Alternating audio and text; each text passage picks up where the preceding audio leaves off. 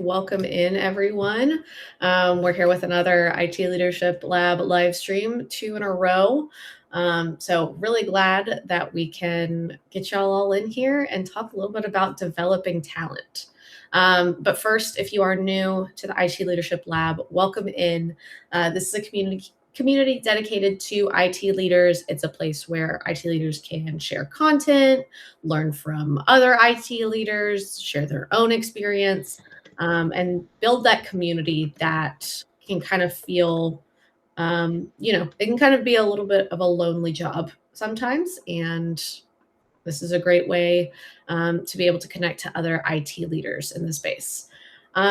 We also host bi-monthly webinars so that you can discuss various IT leadership topics. And then we actually bring on IT leaders within the space that can share their expertise and talk about it with a little more experience than I might have as somebody that's never been an IT leader.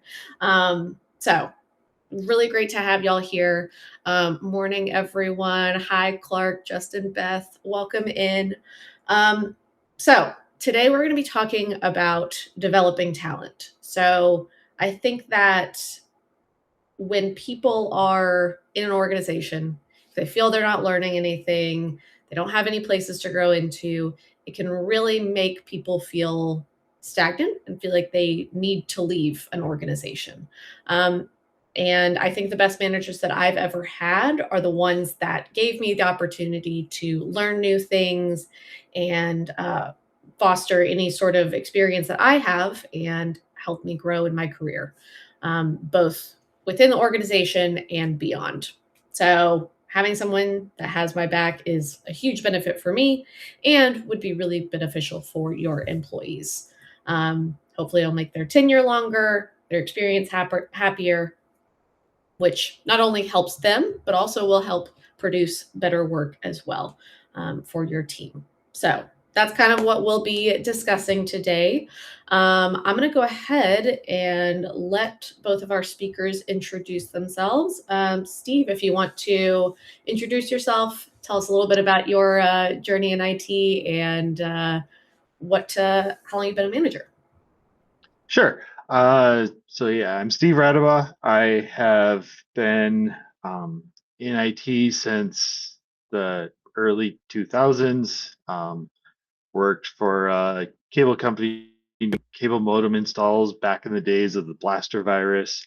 And so because of that, did all sorts of support things and kind of got hooked on that feedback from customers of doing a good job and moving on. Went from there into worked at Geek Squad for a little while, worked at a school district, and now I am the IT supervisor at Range, is a co-op telephone broadband provider in Wyoming. And I've been in this role for a little over 2 years now. Awesome. Well, it's really great to have you on. I appreciate you taking some time out of your busy day. Kelly, do you want to introduce yourself as well? Sure. Yeah, Kelly Schrader. Similar to Steve, been in IT since about 2000 when with kind of parallel stories. I started doing physical wiring installs, doing Ethernet low voltage stuff for Agilent HP and for a contractor there, and then discovered the computer side of things, started getting involved with moves, adds, and changes, and this IP addressing thing, this making stuff talk and work together, on NT4 and Windows 2000, that's pretty cool. And so that was kind of the start of my journey from just getting whatever job I could to actually starting to build a career. Now I'm the director of IT for Colorado Early Colleges, which is a network of K-12 charter schools in Colorado. Awesome. Well, it's so good to have you on again. Really appreciate any time that you're able to jump into these live streams. So we'll go ahead and jump into the topic, and I'll kind of go through some questions, and feel free to bring anything up that I might not have mentioned. But we'll kind of start off the discussion asking, why is it important to invest in people, whether that is important to them, important to the organization? Why is it so important to make sure you're investing in your people? One of the early quotes that kind of shaped my perspective with developing people is it's probably apocryphal. I don't know that it actually ever happened, but you'll see this posted around the internet. It's CFO talking to CEO, and the CFO says, "What if we invest in our people and they leave?" And the CEO says, "What if we don't and they stay?" So, I mean, from a real low level beginning point of, this is developing our people. I mean, there's so many good things that come out of investing in people. I've found that it demonstrates a caring for them, which produces a reciprocal amount of investment in and loyalty.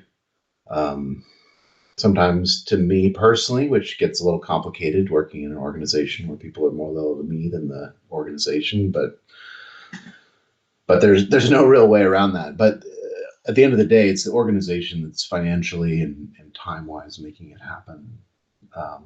So people are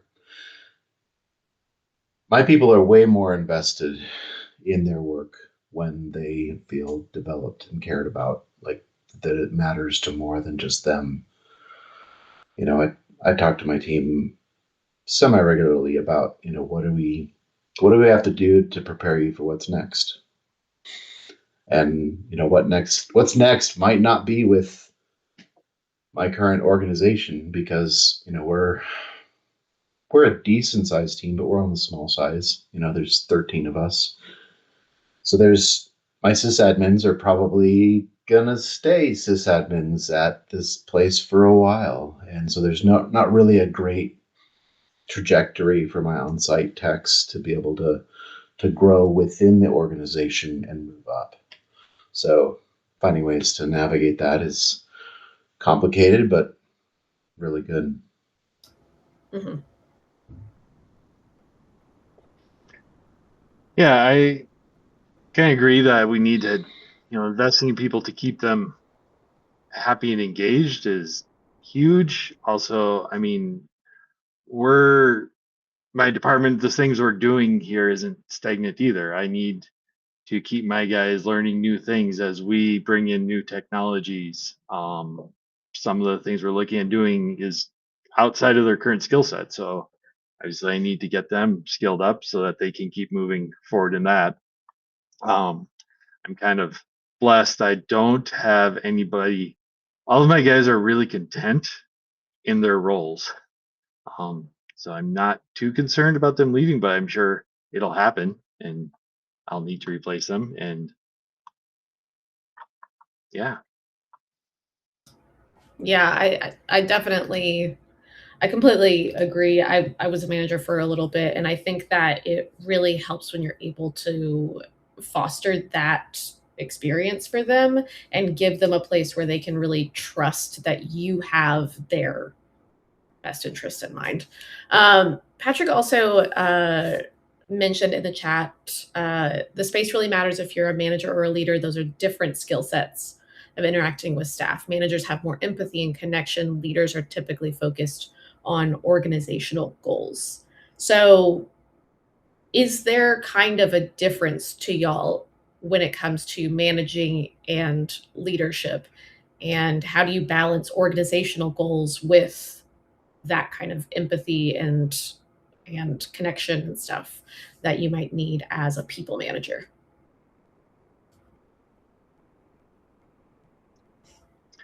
I think, one thing I've said a lot, I probably have said it before on one of these, is that, I probably view my job as being a shit umbrella.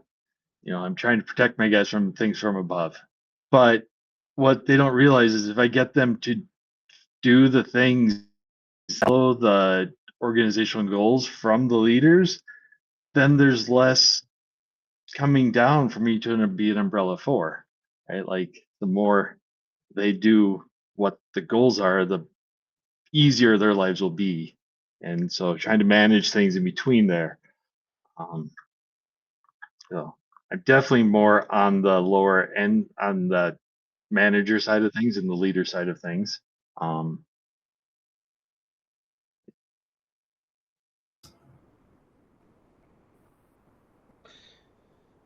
It's yeah. It's kind of a both and for me, because there are things that that have to be learned. Operationally, we still have to move forward. So, I have somebody that's really interested in getting into cybersecurity. I have several folks who, they're at the tier 1.5 level, and they really want to get deep into cybersecurity. I don't have an immediate need for them to get into it. They can support operations when we have a breach, but there's not a, hey, I'm gonna carve out for you to spend half your time investing in learning, getting your Sec Plus and um, going deep into these tools. So it's a balance between how do I meet the needs of the organization, like Steve was just talking about, skilling people up to do what needs doing, and also how do I meet what they want, what they're interested in. Learning for learning's sake works for a percentage of the folks, but most people need a connection between their desire and what they want, what they're learning, for it to really be effective. Mm-hmm. And so trying to find something that's close to that. Okay, how can I meet an organizational goal that, we have a new platform, and they gotta skill up in that. Okay, well, let's talk about what is the cybersecurity elements of this. Mm-hmm. This isn't directly related to what you need to know to do your job, but spend some time in the midst of your learning to be ready to support the platform investigating cybersecurity. And tell me what you learned, because there's probably not a certification associated with that. Yeah. But that's the best thing that I've found, is trying to balance that passion and need. Mm-hmm. Yeah. Do y'all have any specific kind of formal education strategy? Is it just dependent on employee interest? Or is there a structure? Is it kind of just up to the employee how they want to pursue those specific education paths? I When I first started, I said I want everybody to get a certification, one certification per year. I'll pay for your first test. And I had 2 people take me up on it. It's just hard to carve out time to for strict learning within the workday, and Mm-hmm. so I actually made it a performance requirement this year. Okay. So it is a requirement and that's been softened because we've had a complicated year organizationally, but I set an expectation that everyone has to achieve their performance goals. They have to get a certification, Mm-hmm. and it has to be something that I can justify if I'm questioned, but it doesn't have to be directly applicable. So, I've got folks taking Net Plus, and they're not engineers, but it's applicable. I can defend it, but it's not directly a requirement for their day to day. Mm-hmm. We're very similar. We do annual SMART goals just through our HR platform. And so I am having my guys all do a SMART goal that's tied to some sort of scaling up, possibly certification based, but not necessarily, depending on what we're working on. We have a we're looking at moving away from VMware, as I think probably lots of companies are right now. And so it's like, hey, go figure out the next platform for, go learn that. That doesn't necessarily certificate based, but it's something that we need for them going forward. But I do have other guys, my desktop supports are looking at various, doing like a Dell certification or an Apple certification, something certs on that end of things. But it's all tied to our HR goals. If they don't get there and there's good reasons for it, that's fine. We can work with it. But it's tied there. Mm-hmm. Yeah, do y'all find it easier to justify budget for something that is actually part of your like current organization than, something that is not, something that is different than their day to day? Yes. Yeah, I think it definitely helps. We don't, I mean, part of it, we have an online platform that we're using for like corporation wide that has trainings on it. So if it's available there, that's great. If they're looking at spending a couple $100 on something, that'd be easy. If they want to spend, a couple thousand on something, then I'd probably have to go talk to accounting to make sure things are in place for that. I think a lot of that just depends. Mm-hmm.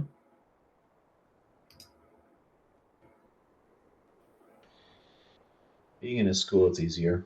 I mean, compared to my other organizations, I wasn't even really questioned on the professional development line item because everybody's got it. All the teachers have to do continuing ed every year to maintain their licensure. So definitely for this organization, it was really easy. Previous organizations, it's been a struggle, getting approval for PD. It's been a little bit more of a fight. It's had to be a little bit more focused and more limited. Like I just want 10 grand, and that's what I'm going to have for my PD budget, and then I've been able to apportion it as needed.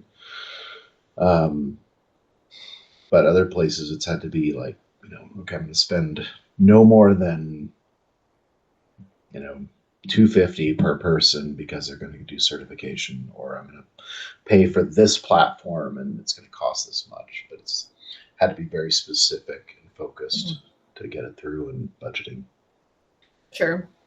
Now, if somebody, let's say like Tim, does not have a professional development budget, what are some ways that you can kind of encourage that continuous learning and development without spending money on a certain platform or on certifications, things like that? There's a lot of free or pretty inexpensive options out there for learning. It's when I first got into IT, there was a lot of CBT courses that were really expensive and were good because they were taught by people who are deep practitioners. So I think the content scale the quality has probably gone down on average across everything, but there's a ton of content out there. If you're in the Microsoft world, Microsoft Learn has so much stuff to get people started. At least there's if you're self motivated and you're willing to take the time and invest in it, you could learn 80 to 90% of what you need to get certified in a lot of their platforms just through their free content. It's not the greatest. It has no no simulators, no anything to support you, but the content, the information is all there. Mm-hmm. Yeah. I think Apple does free, all their training stuff is free.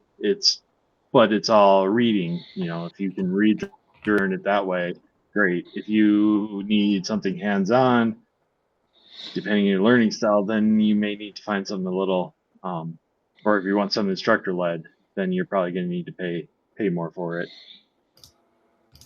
Mm-hmm. Yeah, I mean that definitely always is gonna cost a little more. There are a ton of people too, like YouTubers and things like that, that also can probably help a lot. And that's how I've learned various things in my life, is just looking at videos of people that know what they're talking about and just letting them tell me what I should know. But it is tough because it does require a bit more of that initiative to want to dive into those things and spend a lot of time reading and things like that. And sometimes it's not as easy to learn if you don't have some sort of course in front of you. Um, Now, how do you ensure that the training that they actually learn from the training that they get is actually applied on the job and isn't just forgotten after the course ends? Is there anything that y'all do to make sure that that knowledge is kind of maintained and applied?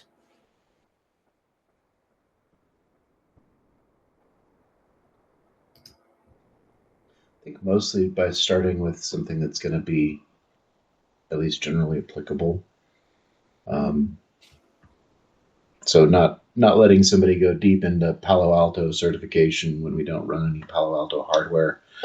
You know, it's so starting with that initial certification. So like the Net Plus folks, they're having to deal with IP addressing on a daily basis when through troubleshooting, and so pushing them a little bit to encourage them to break out their IP tables and figure out more things than they would naturally, instead of just, well, I'll just reboot the computer. Well, why don't you just take a look a little bit under the hood and see what's going on, even if you don't have to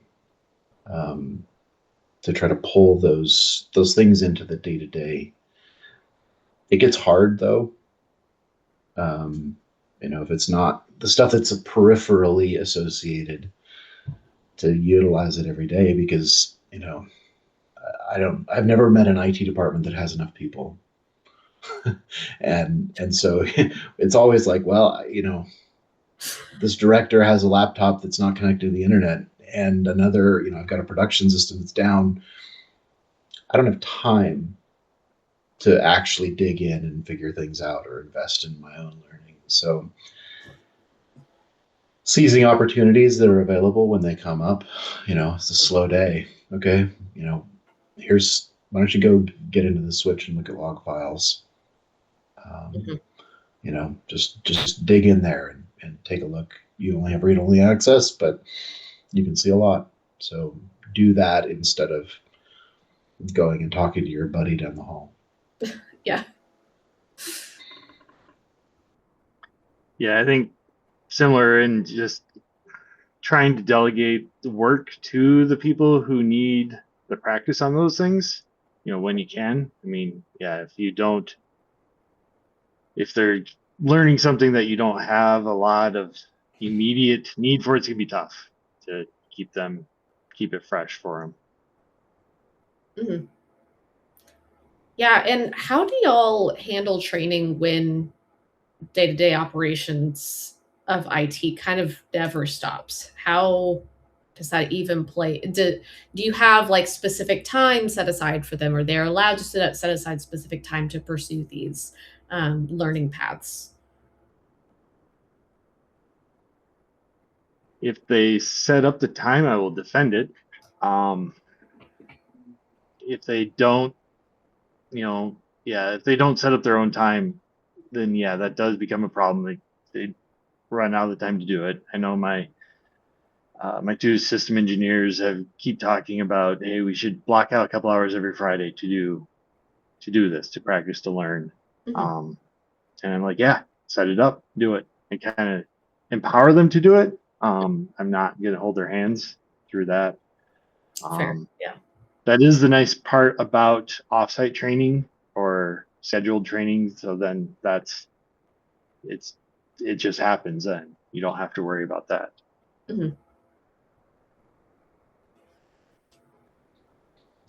Yeah, I tell them that they have to set aside time. When at least one day a week they have to block off an hour. It's a full requirement for them. Mhm. So sorry, the dog decided that somebody outside is important, so I'll be right back.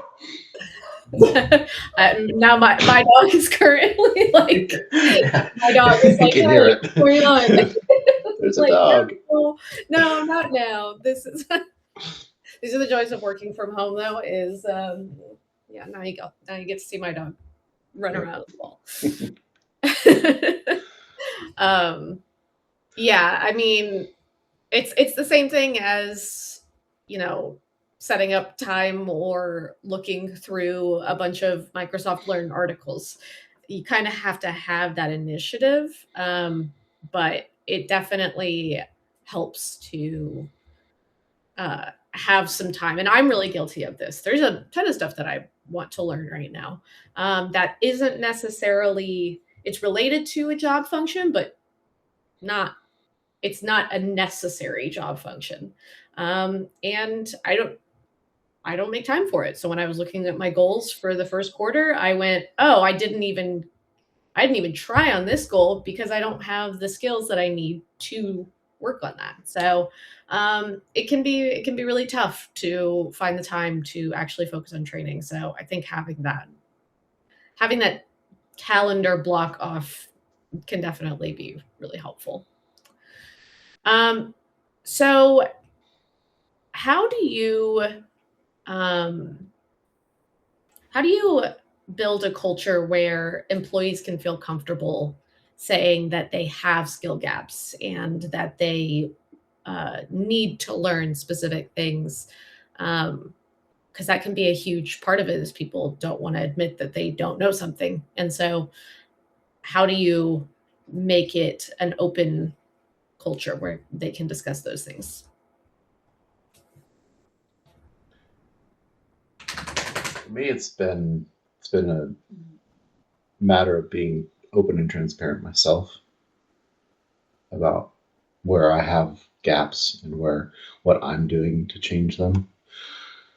Um, I found that starting leading with humility is really one of the core elements to creating a place where people can also expose themselves. So I have to be ready to go first. Mm-hmm. Yes.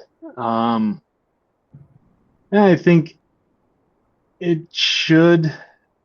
I mean, hopefully, as talk to my folks, do one-on-ones with them, it should come up that, they're. I mean, nobody's gonna know everything, so it should come up that there's things that they don't know. I know if I was interviewing somebody and they made it sound like they know everything, I'd be very skeptical.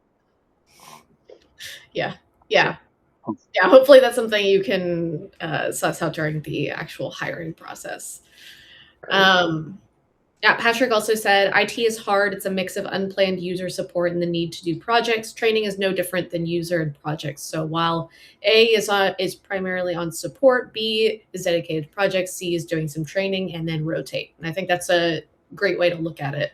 So that hopefully you constantly have someone that can handle all of those things.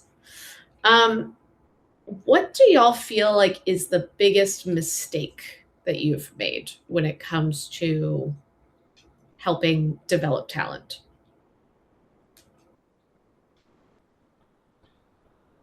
It's been, um, I think not making it a requirement. Um, there's always something more urgent, more disruptive, maybe. There's quick dopamine hits by helping people, and learning certification content is the opposite. there's no quick dopamine hits Yep. unless you're working in simulators and you figure something out. But then you got the frustration ratio to dopamine hit there. Um, so I think leaving it entirely on them to motivate themselves, find the time, and act on it.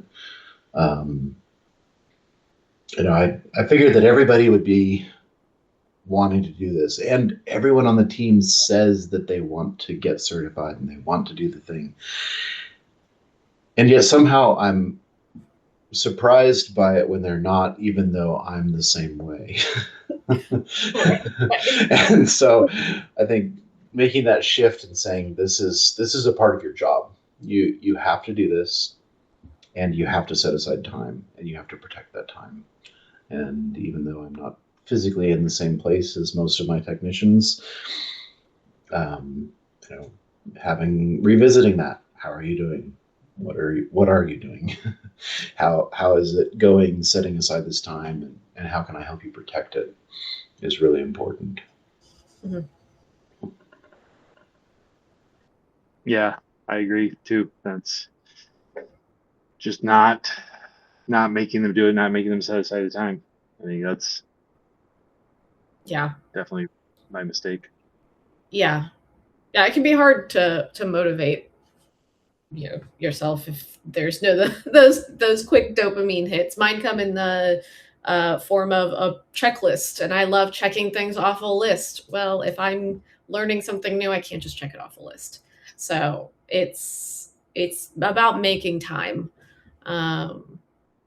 for that training and helping your employees to make time too.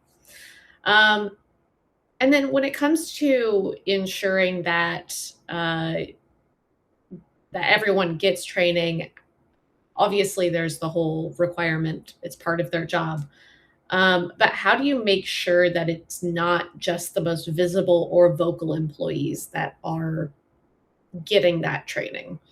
Is it just the requirement that y'all have on the job that helps them, or is there anything that you do specifically for those folks that might not be as vocal about wanting some additional training? We go over their progress on our monthly one-on-ones, so I think that doesn't allow anybody to, hide or, fall through the cracks. That's, just communicating with them. Mm-hmm. Yeah, a lot can come up during a one-on-one. That's a great touch point. And it's complicated too, because I have it in my one-on-ones as well with my folks, but the reality is that the people that are curious and ask get more opportunities than the people that don't and aren't. One of the things that I do with non-certification based development is I'll identify a project and say who wants it. So for example, we were looking at a vendor for putting in centralized managed wireless projection units so that teachers could connect and project on the TV in the room. And so I asked, who wants to take the lead on a pilot? And one person raised their hand, and he got it because nobody else said yes. and he's been involved with a number of other projects because he just continues to raise his hand whenever somebody says, "Do you want to?" He says, "Me." Yeah. And so it's also been, though, what I've tried to do to balance that is identifying people that have capacity. So, I've got a site tech who's, got 700 students and, the necessary devices to support all those kids. He doesn't have a lot of time for extra projects. Mm-hmm. So knowing their workload and being able to say, I want you to take this on. I think this is a good fit. So I've also done the voluntold opportunities for personal development by saying, we did know before for cybersecurity training, and so I've got somebody who's really interested in developing communication skills, and So I said to her, I want you to take the lead on this. I want you to be the person who works with the vendor, figures out how we set this up, gets everything in place and schedules stuff and communicates out what's necessary to go with the platform. And she's done a great job, but she's not a person that would have ever said, I'll do it, if I would have thrown it out to the team. Mm-hmm. Yeah, whenever I first started running the lab, I was not the first person to stand up and say, I would love to host events. I would love to talk on a live stream, but it was, I think it was a voluntold thing. It was like, I think this would be a great opportunity for you to build those skills. And it has helped a lot. So I think sometimes it is just a matter of just gently pushing your employees into skills that they want to learn or that they need to learn, even if they don't actually want to do that, because it does require work, to get from point A to point B. So very common issue. So how do y'all handle the actual like career growth aspect? Kelly, you said that you have sysadmins and then it's kind of a little bit limited on the actual career path within the organization.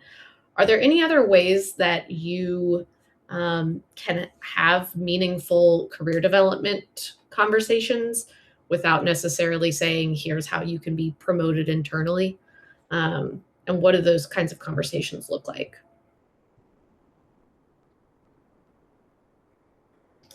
It's been what do you enjoy about your work? What are the things that give you the most satisfaction? And then helping, if they don't already have a course identified, helping them kind of chart that course. I've also encouraged my sysadmins to be indirect developers, peer developers a little bit of the site techs, to do a little bit less for them. Here's documentation, go solve it on your own. And that's really actually built a really strong culture amongst the team. Not just by me saying, I want you to do this thing, but having a lot of peer relationships, pushing each other to grow. But it's complicated in small teams, that I'm blessed because my people have stayed with me for longer than I expected. I came into this role and it's been about 4 years now, and I've only had I've had nobody leave actually for reasons that I could control, or for a better opportunity necessarily, which is both great and disappointing because I've got some people who they need to step up into a sysadmin. They're capped in their growth personally, but they stay because they love the team. And okay, you gotta go. It's time. So yeah. I don't have great answers, but it's just a lot of overtime. Mm-hmm. Yeah. I don't really have a whole lot to add to that. I think that's well said. I have my team, and there's definitely positions in the company that they could move into from IT, because we are being a telco, we have technology all the way up and down the corporation. So they could move from IT into more of the operational technology side of things if they want to learn networking aspects to go that direction. And a lot of them they're kind of happy where they are. And I don't want to push them out either. I want, if I have somebody who loves their job and they just want that job, and they're good at it, then I'm happy to keep them there. But I want to make sure they don't, as long as they stay there. Mm-hmm. Do y'all communicate to these folks that you think that they may have outgrown their roles? Yeah, I mean, I ask them, about what their career aspirations are, what they want to do, where do they see themselves going forward. Yeah. It can be hard to have these kinds of conversations too, because you don't want to be like, hey, you need to leave. Because you don't want Right. them to leave necessarily. But, you know, what about you, Kelly? You came off mute. So have you had those kinds of conversations with these people on your team? I have. Yeah. I've been kindly direct. I expressed to them how much I appreciate the work that they're doing, and I'm grateful that they've stayed as long as they've stayed, and I'm happy to have them for as long as they stay. And there's a real long-term impact. They're leaving potentially thousands of dollars on the table by not looking for something else. And I can't pay them more. Yeah. Because what they're doing is essentially tier one work. And Yeah. so it's yeah. They're not fun conversations to have, but I think in the context of the relationships and the culture that I've built, they're not hard conversations, because they know my desire to develop them and for their good. And so in that context, then it doesn't feel like going, get out, you're done here. Yeah. Yeah. And there's only so much you can do. I think that's something that we have to remember too, is that sometimes people are just going to do what they're going to do. And, you can give them all of the tools and information that they need to have, but you can't tell them what to do exactly. They're going to figure it out. And it's about priorities too. Maybe they are pretty content with their job, and then they've got a bunch of stuff outside of their job that they're doing that they're really excited about. And I think that it's all about kind of knowing that balance and knowing what they want. And as long as you give them everything that you can, it's kind of up to them to go from there. Patrick did say, oh, sorry, go ahead. I was just going to interject in there, because what you were saying, Brittany, is that I can't remember if this was in Radical Candor.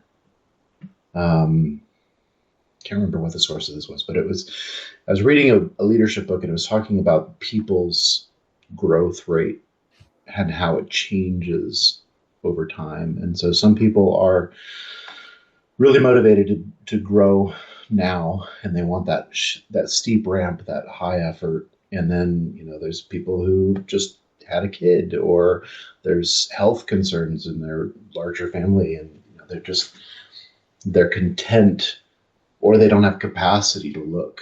Stuff's just I've got a somebody on my team who's minority, and with everything going on with ICE, he's like, I don't want to do anything. Even though he's not, even though he's an American citizen, there's just enough concern for him that he's like, I don't want to shake the boat. I don't want to raise any red flags. I don't want to do anything. And so I have to take that into account as I'm pushing or not pushing different people, where they're at and what they have capacity for personally. Mm-hmm. Yeah. I think that's completely fair. There's so much outside of work, that happens that we just might not know about. Patrick did mention there are some industry standards like sysadmin 1, 2, 3, but that's limiting in smaller organizations versus enterprise companies. Also impacts resume, AI processing systems. I think we'll see some changes to the industry soon around this type of job promotion to experience-based, not title-based.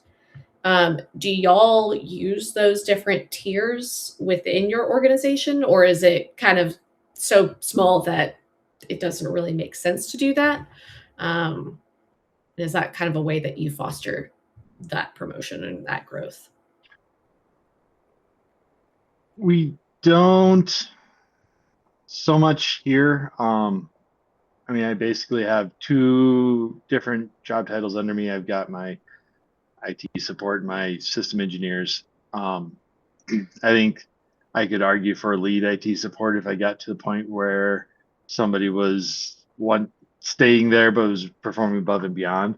But I don't have enough people to do kind of a one or two or three um, on that. Mhm.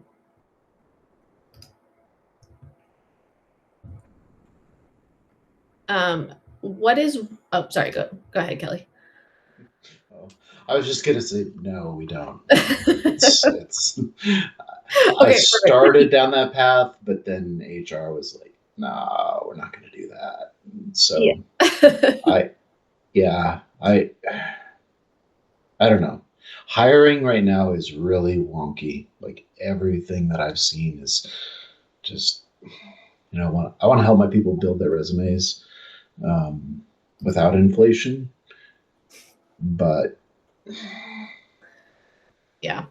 it's yeah, AI and ATS and just the ubiquity of like easy apply on LinkedIn is just distorting the job market, and so Mhm. I don't know. That's one of those areas that I would love to figure out, both for my team and for myself, but Yeah. I don't know that the job market is in a stable enough state to make any progress. Mhm. It sounds like we need to have a hiring stream again. Probably. Talk about that. Um, so, what's one thing that y'all had wished that you had invested in sooner?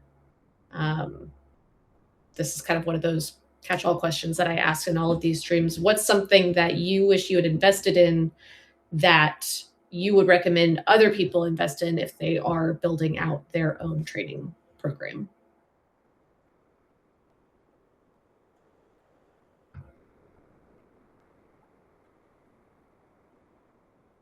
Wish I'd made it more mandatory sooner. Mhm. Yeah. Are there any specific platforms or anything that y'all use that you find helpful that kind of encourage people to keep pursuing those opportunities? I kind of don't like the platform we have, so I'm not going to name it. All right, fair enough. Yep. Yeah, we're using Pluralsight right now. Um, Mhm. yeah, there's nobody that I'm just like this is the perfect thing, and does a great job. I think it doesn't help either that our industry is moving so fast with the impact of AI, Mhm. just changing everything so fast. Yeah. Um, I think that's part of why I encourage my folks to go after some of the fundamental non like the CompTIA certs. Mhm. Um, that said, they cap out real fast because people are looking for, we're a Microsoft shop, so I want to see that you have an Azure Fundamentals license or a certification. That Net Plus is cool, but do you know my tool set? Mhm. Um, Yeah. So, where do y'all, especially with AI being such a big thing, where do y'all see the biggest talent gaps in IT over the next few years? And how are you preparing for them and encouraging people to learn things that might fill those talent gaps?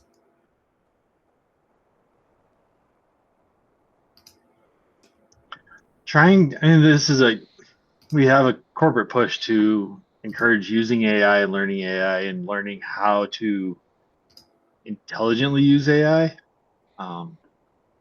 So definitely we've got some push there. I'm kind of encouraging my guys to, and I'm sorry, I keep saying guys, but I do have all male employees right now. Um, encouraging them to use it, but um, yeah, that's a tough to know where things are going to go in the next few years. Mm-hmm. I think Tim nailed it actually in his comment in the chat. AI skills are going to be, I think, somewhat important, but the differentiators, once you get past the ATS gatekeeping for hiring, it's going to be soft skills. It's going to be troubleshooting. Troubleshooting is a huge one right now. Having people that'll step through all of the steps to go, okay, did you replace the cable between the dock and the computer? Those just real fundamental stuff. Curiosity. Um, I refuse to hire people who aren't curious. And with IT, the level of adaptivity that we need to the industry is so high that somebody who is content.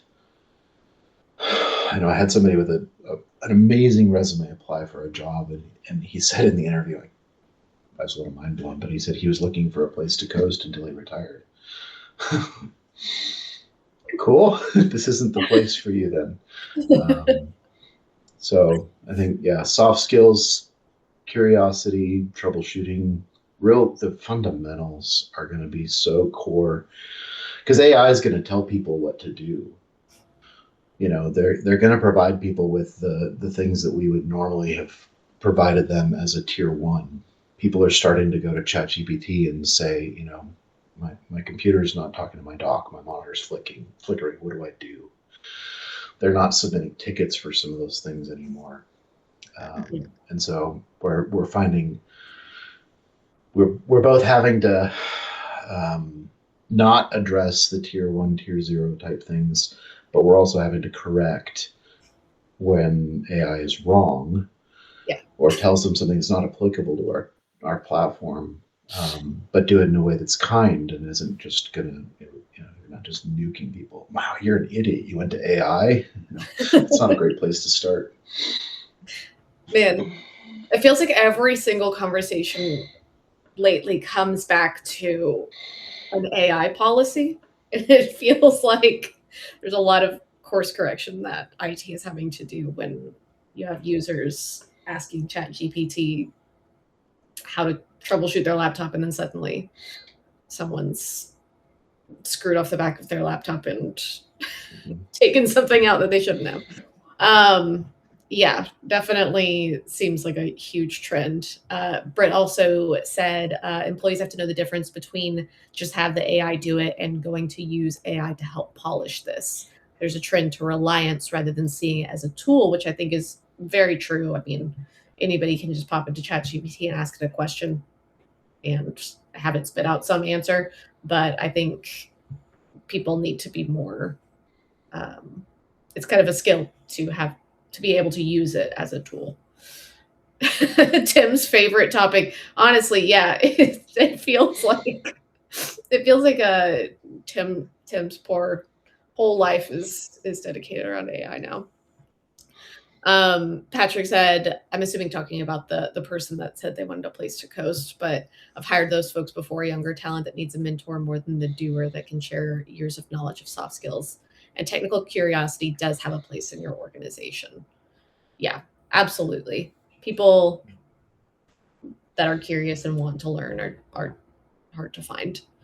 And do y'all focus on soft skills during that your training processes, like whether it's public speaking or things like that? And how do you integrate that into the process when it's not just, taking a course and learning like that? I've been trying to push one of my guys that way for sure. We have a weekly meeting with all of the outside plant technicians, all the the installers, and I was going to the meeting every week just to kind of, in case anything came up, in case I had anything. I'm like, what? I don't need to be there. Mike can be there. So trying to push him into those more situations where he can interact with people a little more directly, and get them more used to talking to him, and get him more comfortable talking to people. I'm going to get him to do a couple IT tech trainings over the year where we're training our users on Mm-hmm. various topics. But I don't know if there's so much training there as just throwing him out into the water and hoping he swims. Mm-hmm. I mean, sometimes that's the best way, especially if it's anything that involves like some sort of public speaking or presenting, things like that. Those are sometimes the best way is to just give them that task and let them learn from it. I think Kelly might be frozen, so oh yeah. So we'll see if his internet will stabilize for a second, but Get back. okay. But yeah, what about you, Kelly? How are you including those soft skills in education? I do weekly one-on-ones with my folks. It's pretty high level of investment, but I've got a variety of soft skill levels, and I found that that's a really important part of that. I have a lot of conversations with people about how they handle different interactions and conversations, especially with other non-IT leadership as they're trying to navigate those things. We also do have I've got a team identity statement that I use to reset my folks back to, especially when they're stressed or frustrated. We're kind, we're humble, we communicate clearly, and we operate in professionalism. Mm-hmm. And so I'll have them reset to that when they're in a hard, stressful situation. Okay, how are you interacting with this person that is not going well? You're frustrated. They're probably frustrated. How does it fit within this team identity and how you want to show up in these conversations? And most people know how they should act once they've gotten out of their reaction brain. Mm-hmm. I also do a lot of modeling, where I'll share with them what I'm going to communicate and why I'm communicating it in the way that I am. Mm-hmm. So before I send out organization-wide communications, I'll post them for the team to review and provide input on them, so that they kind of see my process for doing those communications. I have a dual supervisory role with the heads of the schools over the site techs, and so I'll have meetings with the site tech and the head of school, and so they'll get to see firsthand as I'm negotiating with the head of school through problems and through situations, through goals and setting strategy. So it's not any one thing. It's a lifetime of process, day to day. Mm-hmm. Awesome. Britt said IT has a bias towards an adversarial relationship with their users. That's something I've approached with my sysadmin. Thankfully, in such a small company, it's pretty easy to adjust that bias. But it's been an age-old topic on a popular IT forum. Customer service your users. It works out a little better. Yeah, that's one of those skills that is you just kind of learn it as you go. Well, awesome. We are right at time, so I want to make sure that people are able to hop off and get lunch or breakfast, whatever time it is for y'all. Maybe some more coffee. I don't know. But thank y'all so much for your time. I really appreciate you guys jumping on and always being willing to talk about IT leadership and stuff in the lab. So thank you again. Thank you to everybody that jumped into the chat. Really appreciate your time there. We will be back in a couple of weeks.